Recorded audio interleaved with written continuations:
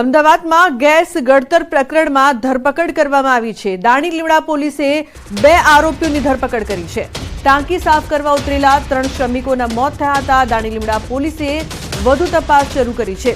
તો ગેસ ગળતર પ્રકરણમાં પોલીસે 2 આરોપીઓની ધરપકડ કરી છે।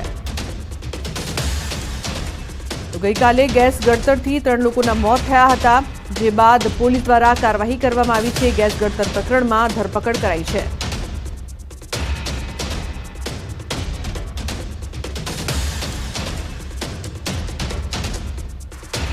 બીજી તરફ વડોદરામાં વધુ એક બોગસ જન્મનો દાખલો પકડાયો છે। માંજલપુર અકવાનાકા ખાતે આવેલા ઝેરોક્સની એક દુકાનમાંથી 500 રૂપિયા આપીને બોગસ દાખલો કઢાવ્યો હોવાનું સામે આવ્યું।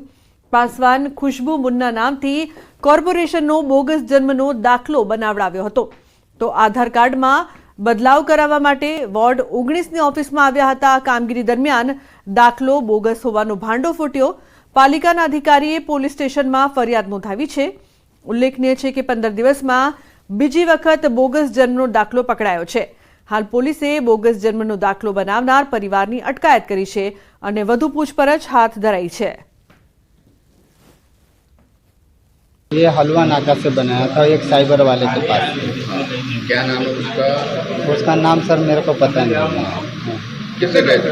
वो जैसे गया था, जैसे वो किसी ने बताया था कि वहाँ पे बनाता है, ठीक है, तो यही देख करके वहाँ पे गया था। अब ये तो सर तो वो तो जैसे हमारा बनाया तो कितने जनों का बनाया होगा। आज जैसे ये तो वडोदरा म्युनिसिपल कॉर्पोरेशन लोगों એટલે વડોદરા મ્યુનિસિપલ કોર્પોરેશન દ્વારા રજૂ કરાયેલું એવું એમની રજૂઆત હતી, પણ આ વડોદરા કોર્પોરેશન દ્વારા રજૂ કરાયેલું હતું, કારણ કે એનું ફોર્મેટ ફિક્સ હોય છે, જેમને ખબર હોય છે। એટલે એના લીધે આ આખું સદું થયું। એટલે મેં તાત્કાલિક સતર્કતા દાખવી અને પોલીસને જાણ કરી